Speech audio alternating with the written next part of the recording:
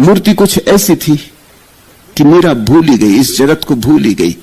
वो तो उस मूर्ति को लेकर रहेगी, नहीं तो मर जाएगी। ये विरह की शुरुआत हुई 4-5 साल की उम्र में। रात उस साधु ने सपना देखा, दूर दूसरे गांव में जाकर सोया था। रात सपना आया, कृष्ण खड़े हैं। उन्होंने कहा कि मूर्ति जिसकी हो उसको लौटा दे। तूने रख ली बहुत दिन तक, ये अमानत थी, मगर ये तेरी नहीं। अब तू नाहक मत ढो, तू वापस जा, मूर्ति उस लड़की को दे दे, जिसकी हो उसको दे दे। उसकी थी, तेरी अमानत पूरी हो गई, तेरा काम पूरा हो गया। यहां तक तुझे पहुंचाना था, वहां तक पहुंचा दे, बात खत्म हो गई। मूर्ति उसकी है जिसके हृदय में मूर्ति के लिए प्रेम है। और किसकी मूर्ति? साधु तो घबरा गया। कृष्ण तो कभी उसे दिखाई भी ना पड़े थे। वर्षों से प्रार्थना पूजा कर रहा था, वर्षों से इसी मूर्ति को लिए चलता था, फूल चढ़ाता था, घंटी बजाता था। कृष्ण कभी दिखाई ना पड़े थे। वो तो बहुत घबरा गया। वो तो आधी रात भागा हुआ आया, आधी रात आके जगाया और कहा मुझे क्षमा करो, मुझसे भूल हो गई। इस छोटी सी लड़की के पैर पड़े, इसे मूर्ति दे के वापिस हो गया। ये जो 4-5 साल की उम्र में घटना घटी, इससे फिर से दृश्य खुले, फिर प्रेम उमगा, फिर यात्रा शुरू हुई।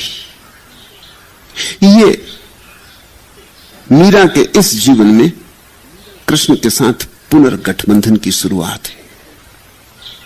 मगर यह नाता पुराना था, नहीं तो बड़ा कठिन है। कृष्ण को देखा ना हो, कृष्ण को जाना ना हो, कृष्ण की सुगंध ना ली हो, कृष्ण का हाथ पकड़ के नाचे ना हो, तो लाख उपाय करो, तुम कृष्ण को कभी जीवंत अनुभव न कर सकोगे। इसलिए जीता सदगुरु ही सहयोगी होता है। तुम भी कृष्ण की मूर्ति रख के बैठ सकते हो, मगर तुम्हारे भीतर भाव का उद्रेक नहीं होगा। भाव के उद्रेक के लिए तुम्हारी अंतरकथा में कोई संबंध चाहिए कृष्ण से, तुम्हारी अंतरकथा में कोई समानांतर दशा चाहिए। मीरा का भजन तुम भी गा सकते हो, लेकिन जब तक कृष्ण से तुम्हारा कुछ अंतर नाता ना हो, तब तक भजन ही रह जाएगा, जुड़ ना पाओगे, हृदय ना मिलेगा, सेतु ना बनेगा। वो 4-5 वर्ष की उम्र में घटी छोटी सी घटना, संयोगिक घटना, और क्रांति हो गई। मीरा मस्त रहने लगी, जैसे एक शराब मिल गई।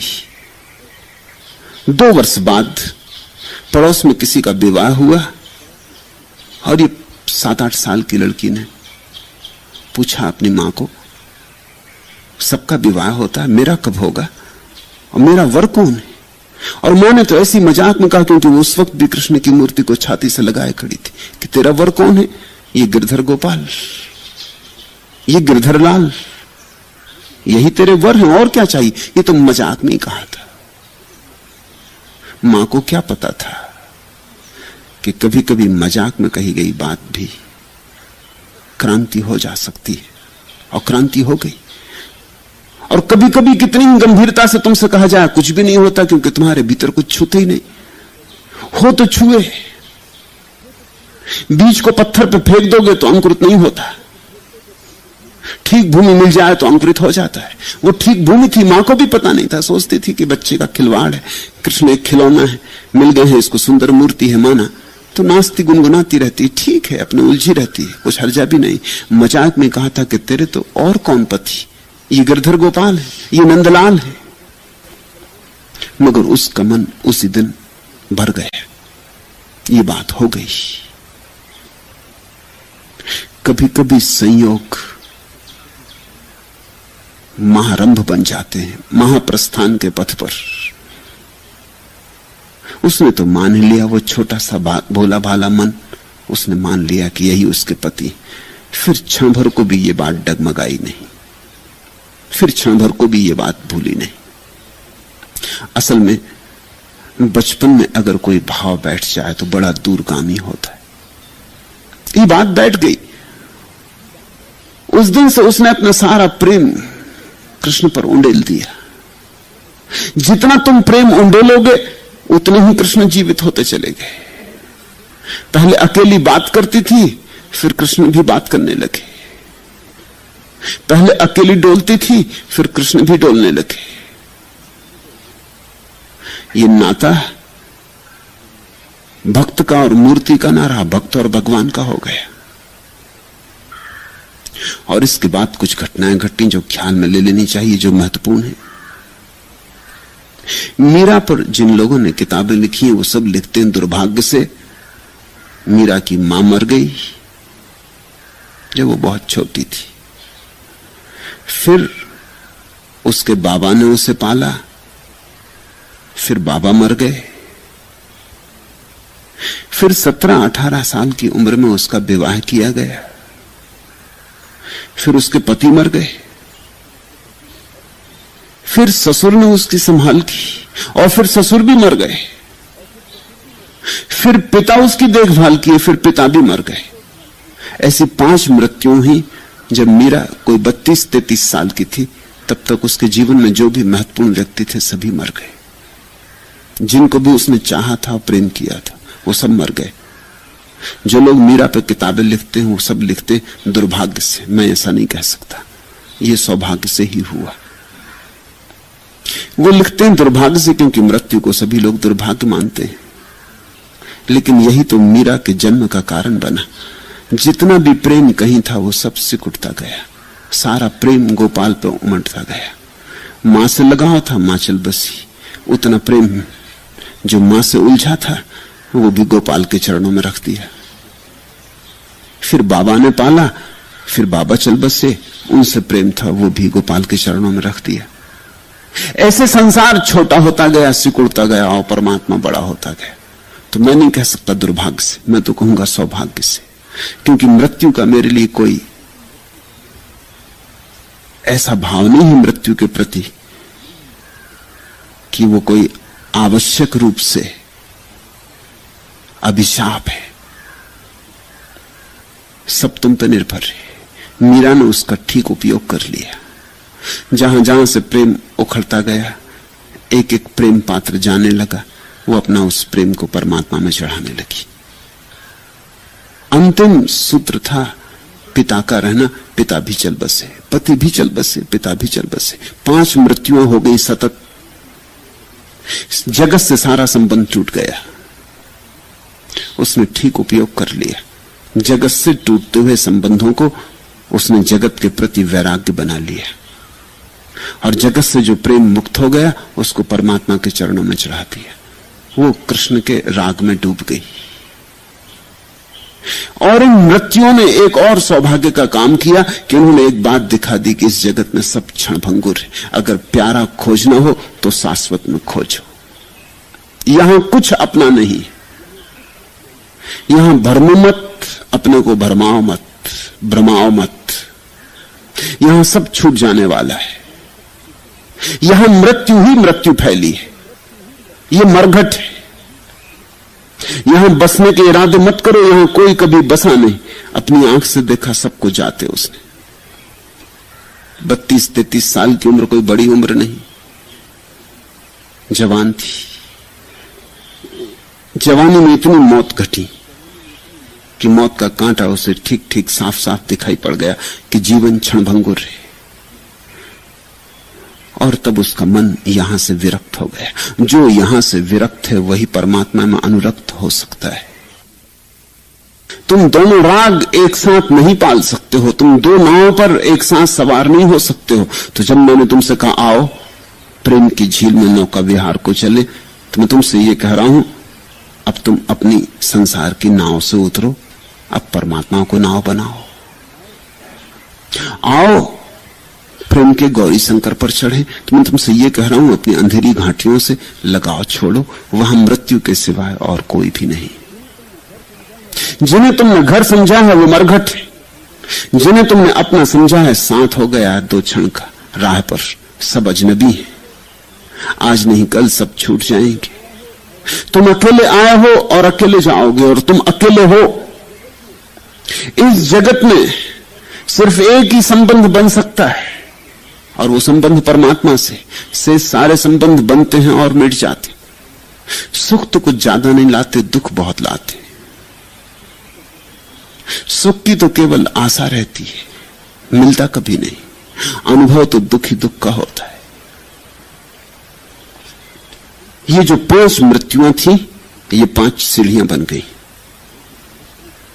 और एक एक मृत्यु मीरा को संसार से विमुख करती गई और कृष्ण के सन्मुख करती गई। इधर पीठ हो गई संसार की तरफ, कृष्ण की तरफ मुंह हो गया।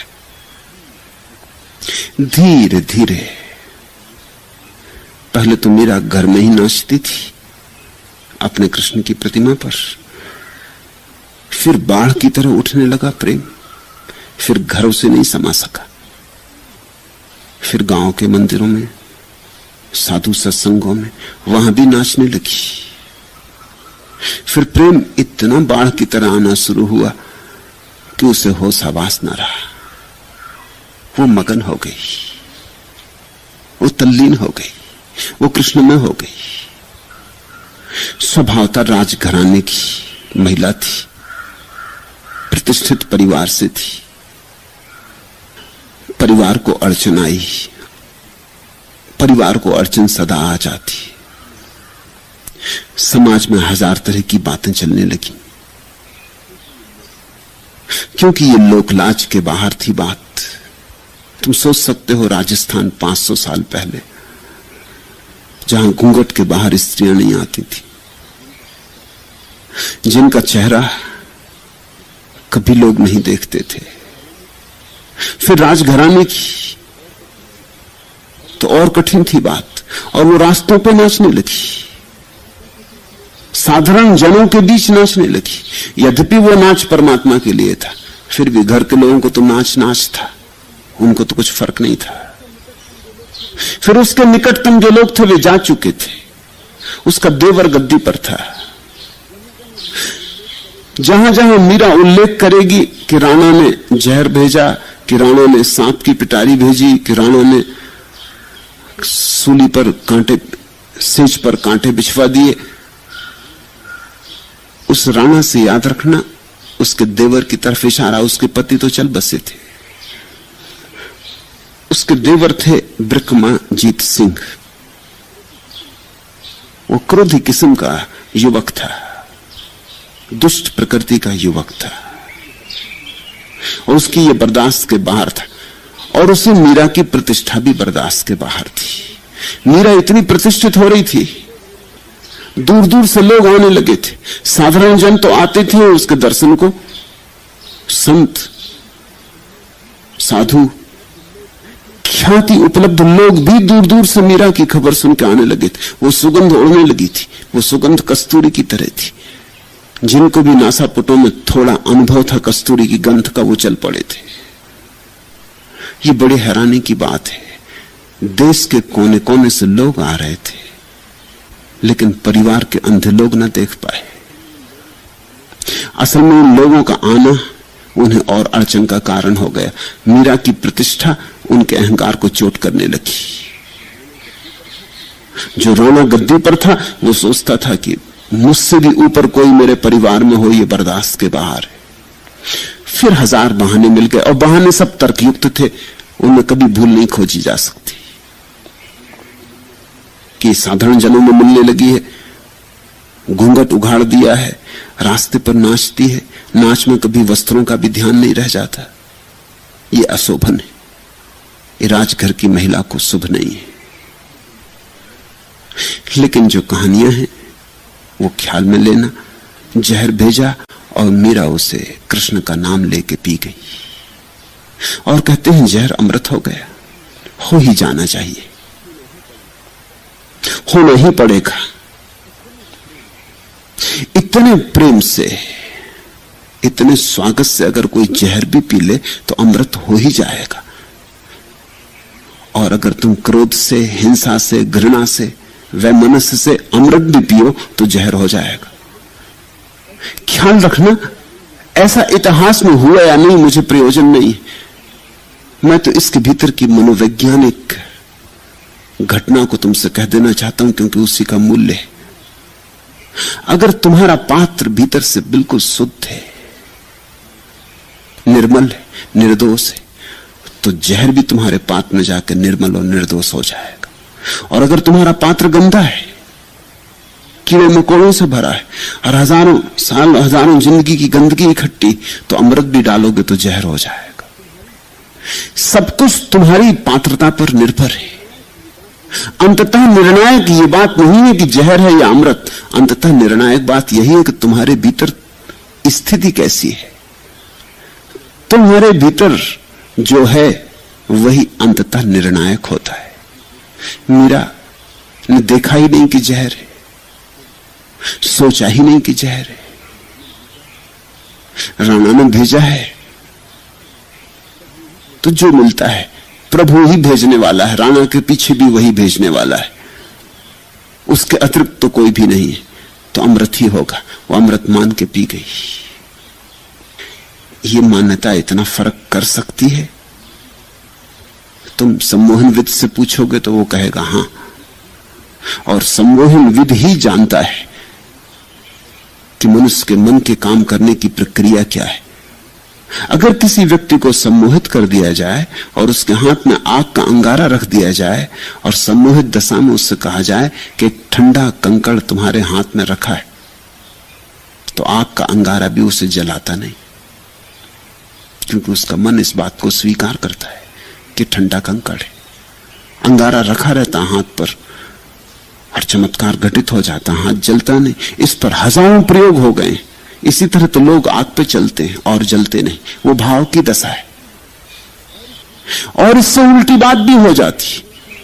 सम्मोहित व्यक्ति के हाथ में उठा के कंकड़ रख दो, साधारण कंकड़, ठंडा कंकड़, और उससे कहो कि जलता हुआ कोयला रखा है तुम्हारे हाथ पर, वो एकदम फेंक देगा घबरा के। वो बेहोश है, वो एकदम फेंक देगा घबरा के।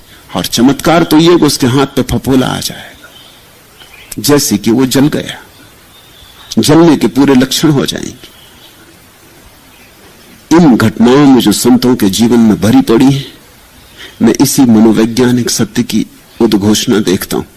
मीरा ने स्वीकार कर लिया जहर अमृत की तरह, तो अमृत हो गया। तुम जैसा जगत को स्वीकार कर लोगे वैसा ही हो जाता है। ये जगत तुम्हारी स्वीकृति से निर्मित है। ये जगत तुम्हारी दृष्टि का फैलाव है। सांप एक पिटारी में रख के भेज दिया, जहरीला सांप। उसने पिटारी खोली और उसे तो सांवले कृष्ण ही दिखाई पड़े। उसने उठा के उन्हें गले से लगा लिया।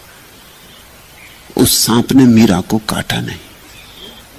सांप इतने अभद्र होते भी नहीं जितना मनुष्य होता है।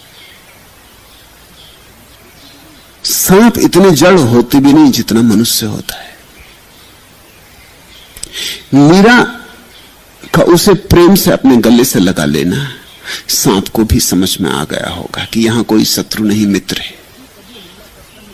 सांप भी तभी हमला करता है जब कोई शत्रु हो, जो कोई चोट पहुंचाने को उत्सुक हो, तभी हमला करता है, नहीं तो हमला नहीं करता है। हमला तो सुरक्षा के लिए है, आत्मरक्षा के लिए है। सांप को तुमसे कोई दुश्मनी नहीं है। तुम कभी सांप पे पैर रख दो या मारने की इच्छा करो तो, और तब तो लोग कहते हैं कि सांप ऐसा होता है कि अगर एक दफा तुमने उससे दुश्मनी ले ली तो जिंदगी भर तुमसे बदला लेने की कोशिश करता है, भूलते ही नहीं। उसकी स्मृति बड़ी मजबूत है। लेकिन मीरा ने जब उससे प्रेम से गले लगा लिया होगा तो उस तरंग को उसने भी समझा होगा, उस प्रेम में वो भी डूबा होगा। इस स्त्री को काटा नहीं जा सकता। समझने फिर से दोहरा दूं, इतिहास से मुझे प्रयोजन नहीं है। इतिहास से भी ज्यादा मूल्यवान है इन घटनाओं के पीछे छिपा हुआ मनस्तत्व, क्योंकि वही तुम समझोगे तो काम का है। और चमत्कार भी इनमें कुछ नहीं है। ये चमत्कार दिखाई पड़ते हैं क्योंकि इनके पीछे का नियम हमारी समझ में नहीं आता। नियम सीधा साफ है। तुम जैसे हो करीब करीब ये जगत तुम्हारे लिए वैसा ही हो जाता है। तुम अगर प्रेमपूर्ण हो तो प्रेम की प्रतिध्वनि उठती, और तुमने अगर परमात्मा को सर्वांग मन से स्वीकार कर लिया है, सर्वांगीण रूप से, तो फिर इस जगत में कोई हानि तुम्हारे लिए नहीं। लेकिन ये बात बहुत घटी और उसका मीरा का रहना गांव में मुश्किल हो गया, तो उसने राजस्थान छोड़ दिया। वो वृंदावन चली गई, अपने प्यारे की बस्ती में चले उसने सोचा। कृष्ण के गांव चली गई, लेकिन वहां भी झंझटें शुरू हो गई, क्योंकि कृष्ण तो अब वहां नहीं थे। कृष्ण के गांव पर पंडितों का कब्जा था, ब्राह्मण, पंडित, पुरोहित। बड़ी प्यारी घटना है, जब मीरा वृंदावन के सबसे प्रतिष्ठित मंदिर में पहुंची तो उसे दरवाजे पर रोकने की कोशिश की गई, क्योंकि उस मंदिर में स्त्रियों का प्रवेश निषिद्ध था। क्योंकि उस मंदिर का जो महंत था वो स्त्रियां नहीं देखता था। वो कहता था ब्रह्मचारी को स्त्री नहीं देखनी चाहिए, तो स्त्रियां नहीं देखता था। मीरा स्त्री थी तो रोकने की व्यवस्था की गई थी, लेकिन जो लोग रोकने द्वार पर खड़े थे वो किम कर्तव्य विमूढ़ हो गए। जब मीरा नाचती हुई आई, अपने हाथ में अपना एक तारा लिए बजाती हुई आई, और जब उसके पीछे भक्तों का हुजूम आया और शराब छलकती चारों तरफ और सब मदमस्त, उस मस्ती में वो जो द्वारपाल खड़े थे वो भी ठिठक के खड़े हो गए। वो भूल ही गए कि रोकना है। तब तक तो मीरा भीतर प्रविष्ट हो गई, हवा की लहर थी एक, भीतर प्रविष्ट हो गई, पहुंच गई बीच मंदिर में। पुजारी तो घबरा गया। पुजारी पूजा कर रहा था कृष्ण को, उसके हाथ से थाल गिर गया। उसने वर्षों से स्त्री नहीं देखी थी, इस मंदिर में स्त्री का निषेध था, ये स्त्री के यहां भीतर कैसे आ गई। अब तुम थोड़ा सोचना, द्वार पर खड़े द्वारपाल भी डूब गए भाव में, पुजारी ना डूब सका। नहीं, पुजारी इस जगत में सबसे ज्यादा अंधे लोग हैं, और पंडितों से ज्यादा जड़ बुद्धि खोजने कठिन है। द्वार पर खड़े द्वारपाल भी डूब गए इस रस में। ये जो मदमा थी, ये जो अलमस्त मीरा आई, ये जो लहर आई, इसमें वे भी भूल गए, क्षण भर को भूल ही गए कि हमारा काम क्या है। याद आई होगी तब तक तो मीरा भीतर जा चुकी थी, तो बिजली की कौन थी। तब तक तो एक तारा उसका भीतर बज रहा था, भीड़ भीतर चली गई थी। जब तक उन्हें होश आया तब तक तो बात चूक गई थी। लेकिन पंडित नहीं डूबा। कृष्ण के सामने मीरा आके नाच रही, लेकिन पंडित नहीं डूबा। उसने कहा, ए औरत, तुझे समझ है कि इस मंदिर में स्त्री का निषेध है? मीरा ने सुना। मीरा ने कहा, मैं तो सोचती थी कि कृष्ण के अतिरिक्त और कोई पुरुष है नहीं, तो तुम भी पुरुष हो। मैं तो कृष्ण को ही बस पुरुष मानती हूं, और तो सारा जगत उनकी गोपी है, उनके ही साथ रास चल रहा। तो तुम भी पुरुष हो? मैंने सोचा नहीं था कि दो पुरुष हैं। तो तुम प्रतियोगी हो? वो तो घबरा गया। पंडित तो समझाने के अब क्या उत्तर दे। पंडितों के पास बंधे हुए प्रश्नों के उत्तर होते, लेकिन ये प्रश्न तो कभी इस तरह उठा ही नहीं था, किसी ने पूछा ही नहीं था। ये तो कभी किसी ने मीरा के पहले कहा ही नहीं था कि दूसरा भी कोई पुरुष है, ये तो हमने सुना ही नहीं। तुम भी बड़ी अजीब बात कर रहे हो, तुमको ये वहम कहां से हो गया? एक कृष्ण ही पुरुष है, बाकी तो सब उसकी प्रेयसियां हैं। लेकिन अड़चनें शुरू हो गई। इस घटना के बाद मीरा को वृंदावन में नहीं टिकने दिया गया। संतों के साथ हमने सदा दुर्व्यवहार किया है। मर जाने पर हम पूछते, जीवित हम दुर्व्यवहार करते। मीरा को वृंदावन भी छोड़ देना पड़ा, फिर वो द्वारका चली गई। वर्षों के बाद राजस्थान की राजनीति बदली, राजा बदला। राणा सांगा का सबसे छोटा बेटा राजा उदय सिंह मेवाड़ की गद्दी पर बैठा। वो राणा सांगा का बेटा था और राणा प्रताप का पिता। उदय सिंह को बड़ा भाव था मीरा के प्रति।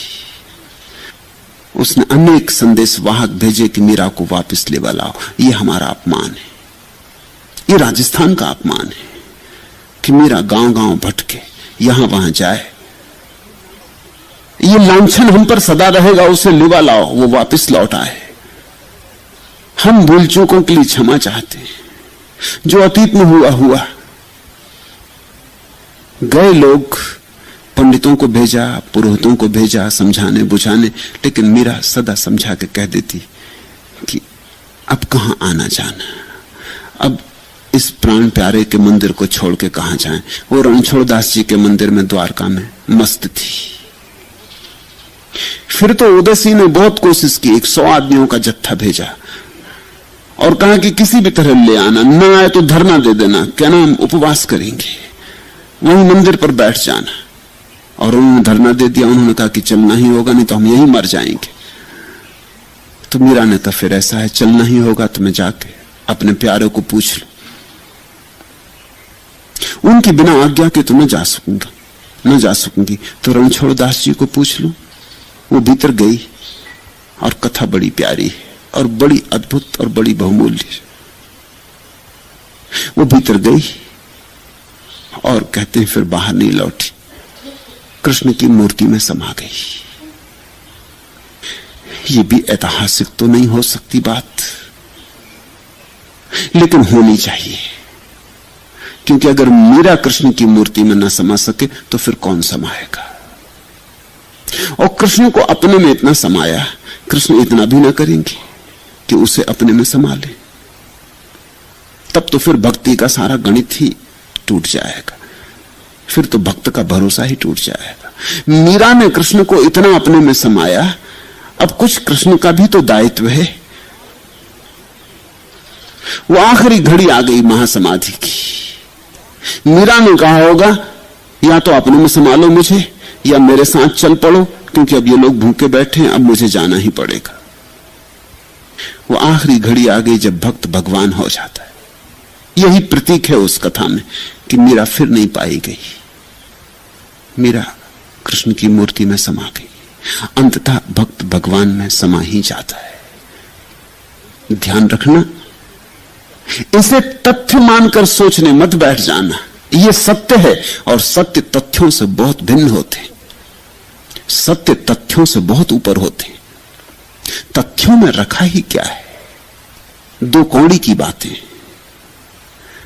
तथ्य सीमा नहीं है सत्य की। तथ्य तो आदमी की छोटी सी बुद्धि से जो समझ में आता है उतने सत्य का टुकड़ा है। सत्य बहुत बड़ा है। मुझसे पूछो तो मैं कहूंगा ऐसा हुआ, होना ही चाहिए, नहीं तो भक्त का भरोसा गलत हो जाएगा। मीरा ने यही कहा होगा अब क्या इरादे, अब मैं जाऊं, और अब जाऊं कहां? या तो मेरे साथ चलो या मुझे अपने साथ ले लो। इकबाल का एक पद है, तू है मोहिते बेकरां, मैं हूं जरा सी आबजू, या मुझे हमकिनार कर या मुझे बेकिनार कर। कहा है तू है मोहिते बेकरां, तू तो सागर है असीम। मोहिते बेकरां, तेरा कोई किनारा नहीं, ऐसा सागर है तू है मोहिते बेकरां, मैं हूं जरा सी आबजू, और मैं हूं एक छोटा सा झरना या छोटी सी नदी। या मुझे हमकिनार कर, या तो मुझे अपने साथ दौड़ने दे समानांतर गल बाही डाल के, या मुझे हमकिनार कर या मुझे बेकिनार कर, या मुझे अपने में समा ले और मुझे भी असीम बना दे। अगर सीमित रखना हो तो मुझे साथ साथ दौड़ने दे, जहां तू जाए मैं चलूं। और अगर यह असंभव हो क्योंकि तू असीम है मैं सीमित, कैसे तेरे साथ दौड़ पाऊंगी? तू विराट में क्षुद्र, तो कैसे तेरे साथ दौड़ पाऊंगी? कहां तक दौड़ पाऊंगी? मैं हूं जरा सी आबजू, मैं तो एक छोटा सा झरना हूं, जल्दी सूख जाऊंगी, किसी मरुस्थल में खो जाऊंगी। तेरे साथ कैसे दौड़ पाऊंगी? तो फिर दूसरा उपाय यह है, या मुझे हमकिनार कर या मुझे बेकिनार कर। या तो किनारे पे साथ लगा ले और या फिर मुझे अपने में डुबा ले, मुझे भी असीम बना ले। ऐसा ही मीरा ने कहा होगा, तू है मोहिते बेकरां, मैं हूं जरा सी आबजू, या मुझे हमकिनार कर या मुझे बेकिनार कर। और कृष्ण ने उसे बेकिनार कर दिया, क्योंकि हमकिनार तो किया नहीं जा सकता। छोटा सा झरना कैसे सागर के साथ दौड़ेगा? कहां तक दौड़ेगा? थक जाएगा, टूट जाएगा, उखड़ जाएगा, सूख जाएगा। ये तो नहीं हो सकता। मीरा को बेकिनार कर दिया, अपने में ले लिया।